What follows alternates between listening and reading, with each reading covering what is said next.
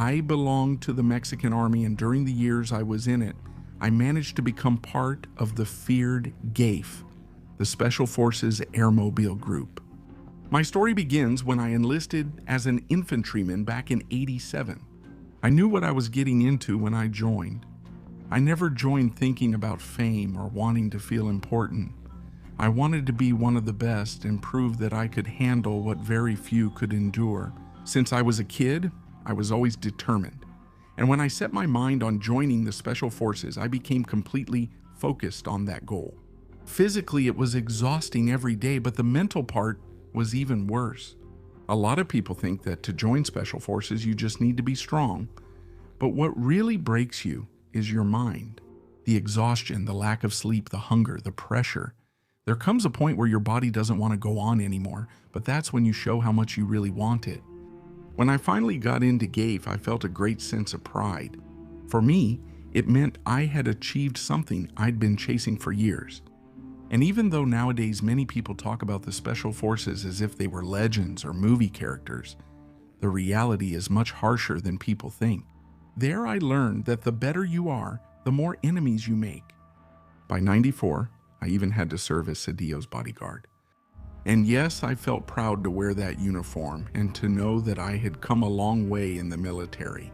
But it was also around those years when a lot of things started to get ugly. By '98, the situation was completely out of control with the Arellano brothers, Cartel.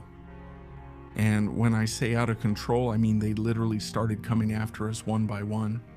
Officers kidnapped, people going wild, colleagues who suddenly didn't come back, and we all knew exactly who was behind it. The tension was felt every day. You learned to live by looking over your shoulder. We changed routes, schedules, and habits because we knew they had us tracked. And yet, honestly, I also knew that sooner or later it would be my turn. And yes, it happened to me. One day, my heart sank.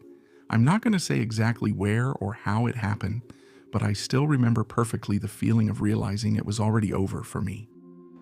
They held me while demanding names. They wanted information about my people. They wanted to know movements and locations. There were moments when I did wish for it, not because I was brave or anything like that, but because the pain gets to a point where your mind just doesn't think the same anymore. Honestly, that's when I understood how a person can break, but even so, I never talked. I never gave them names or information. For my people, I'd die before betraying them. After hours, or maybe days, because honestly, I lost track of time, they got tired. Since I didn't say anything, they tied my hands and feet and put me in a pickup truck. I heard they'd take me to Laguna Salada for breakfast. Though it sounds strange, hearing that made me feel calm for a moment. It was like my mind had already accepted everything. But on the way, I saw a tiny opportunity when we passed near a canal, and I jumped. I didn't think about whether I was going to drown or if they were going to kill me right there. I just jumped because I knew that if we got to the other place, I wouldn't make it out alive. I still remember hitting the water. Somehow I made it. Those guys never found me again. Honestly, it was a really tough time in my life, and honestly, hell is nothing compared to some of the things I had to live through. From those years, there are memories I still carry with me, even though so much time has passed. But if there's one thing I never did, it was give up or betray my people. Always loyal.